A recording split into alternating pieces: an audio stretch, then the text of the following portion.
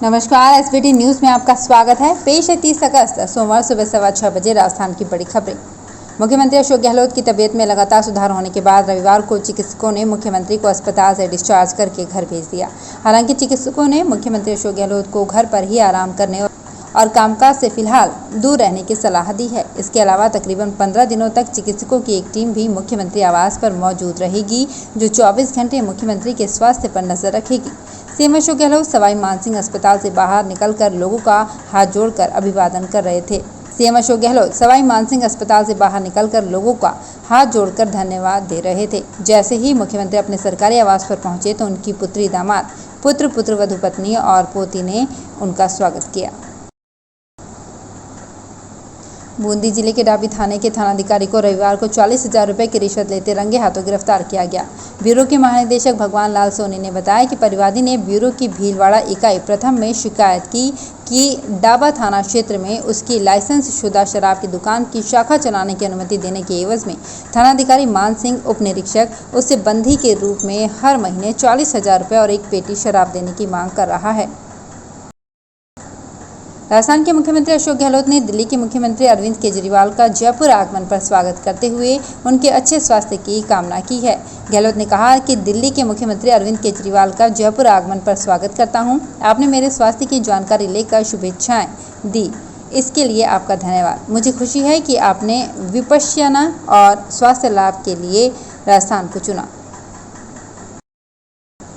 राजस्थान में वैश्विक महामारी कोरोना के रविवार को 7 नए मामले सामने आए। चिकित्सा विभाग के अनुसार पिछले 24 घंटों में नए मामलों में 4 की कमी हुई। कोरोना के नए मामलों में सर्वाधिक 3 मामले अजमेर में सामने आए, जबकि उदयपुर में 2 तथा जयपुर एवं गंगानगर में एक नया मामला सामने आया। राजस्थान में अजमेर के निकटवर्ती मंदिरों की नगरी तीर्थराज पुष्कर में रविवार को रामदेवरा जाने वाले यात्रियों की बेतहाशा भीड़ ने मेले जैसा माहौल बना दिया। भादवा माह के आगाज के साथ ही बाबा रामदेव के दर्शन करने के लिए बड़ी संख्या में श्रद्धालु रामदेवरा जैसलमेर की रुख करते हैं, लेकिन इस बार कोरोना काल को देखते हुए वहां मेले का कोई आयोजन नहीं है। बावजूद इसके बड़ी संख्या में बाबा के श्रद्धालु, खासकर ग्रामीण क्षेत्रों के श्रद्धालु अपनी आस्था लिए घरों से निकले और यही मेला पुष्कर नगरी में देखने को मिल रहा है। राजस्थान के मुख्यमंत्री अशोक गहलोत ने श्री कृष्ण जन्माष्टमी पर प्रदेशवासियों को हार्दिक बधाई और शुभकामनाएं दी है। गहलोत ने कहा कि भगवान श्री कृष्ण ने निष्काम कर्म और शोषण एवं अन्याय का प्रतिकार करने तथा जरूरतमंद लोगों के कल्याण के लिए समर्पित रहने का संदेश दिया। भागवत गीता के माध्यम से दिया गया उनका ये संदेश युगों युगों तक प्रासंगिक बना रहेगा। राजस्थान में भारतीय जनता पार्टी के प्रदेश अध्यक्ष डॉक्टर सतीश पूनिया ने राज्य की कांग्रेस सरकार पर बिजली कुप्रबंधन का आरोप लगाते हुए कहा है कि प्रदेश में इसका असर पूरे जनमानस पर पड़ रहा है।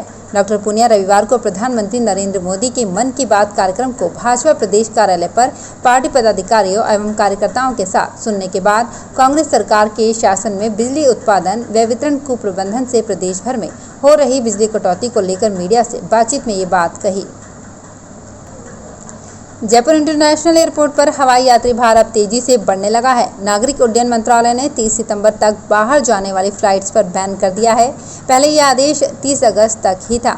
माना जा रहा था कि 1 सितंबर से नई फ्लाइट्स शुरू होंगी। अब 1 महीने के लिए इंतजार करना होगा। एयरलाइन कंपनियां भी यात्री भार बढ़ने से लगातार उड़ानों की संख्या बढ़ा रही हैं। पिछले महीने की बात करें तो जयपुर एयरपोर्ट से 1,40,000 से अधिक यात्रियों ने उड़ान भरी। आपको बता दें कि जयपुर एयरपोर्ट से कई उड़ानें खाड़ी देशों के लिए भी जल्द ही शुरू की जाएंगी। राजस्थान में 9 सितंबर से शुरू हो रहे विधानसभा सत्र से पहले ही भाजपा ने अपने तेवर तीखे कर दिए हैं। बजट सत्र का सत्रावसान किए बिना ही उसी सत्र को कंटिन्यू करने पर 25 से ज्यादा विधायक विधानसभा में प्रश्न नहीं पूछ पाएंगे। भाजपा ये मामला कार्य सलाहकार समिति की 9 सितंबर को होने वाली बैठक में उठाएगा। नेता प्रतिपक्ष गुलाब चंद कटारिया ने इसे विधायकों के अधिकारों का हनन बताया है। राजस्थान के 6 जिलों जयपुर, जोधपुर, सवाई माधोपुर, भरतपुर, दौसा और सिरोही जिलों में 28 पंचायत समितियों और जिला परिषद सदस्यों के लिए दूसरे चरण का मतदान रविवार को संपन्न हो गया। दूसरे चरण के लिए सुबह 7:30 बजे से शाम के 5:30 बजे तक मतदान कराया गया था। मतदान समाप्ति के निर्धारित समय शाम 5:30 बजे तक 64.61% लोगों ने मताधिकार का प्रयोग किया। हालांकि अभी मतदान का फाइनल आंकड़ा आना बाकी है।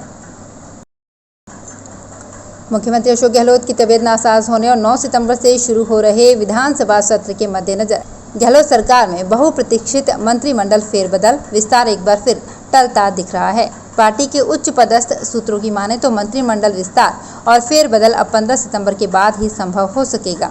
मंत्रिमंडल विस्तार फेरबदल को लेकर शीर्ष स्तर पर चल रही कवायद पर फिलहाल कांग्रेस आलाकमान ने ब्रेक लगा दिया है।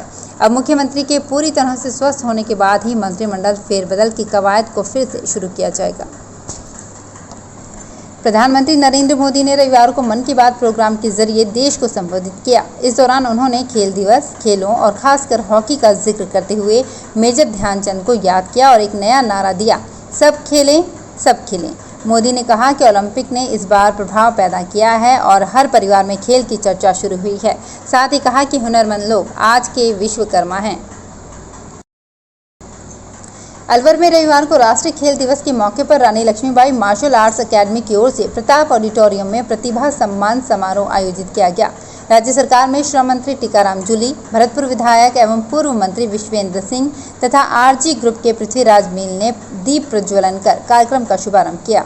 कार्यक्रम में WWE रेसलर द ग्रेट खली भी मौजूद रहे। इस दौरान खली ने कहा कि देश में प्रतिभा की कमी नहीं है, हमारे खिलाड़ियों को पर्याप्त संसाधन और सुविधाएं नहीं मिलती है।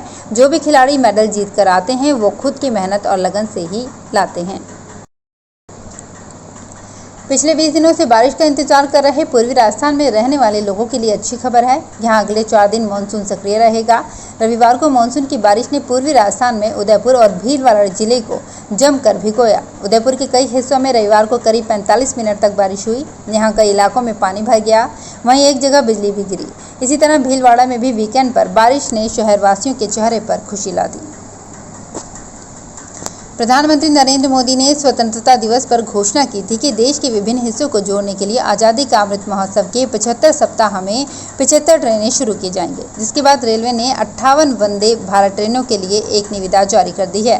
वर्तमान में इस तरह की शताब्दी श्रेणी की केवल 2 सेमी हाई स्पीड ट्रेनों का संचालन हो रहा है। नए डिब्बों का निर्माण integral coach factory, Chennai modern coach factory, Raebareli और रेल कोच फैक्ट्री कपूरथला में किया जाएगा। निविदा की अंतिम तिथि 20 अक्टूबर है। तो फिलहाल इस बुलेटिन में इतना ही, फिर हाजिर होंगे कुछ और बड़ी खबरों के साथ। SBT न्यूज के और भी वीडियोस को देखने के लिए हमारे चैनल को सब्सक्राइब करें और नोटिफिकेशन पाने के लिए बेल आइकन को प्रेस करें।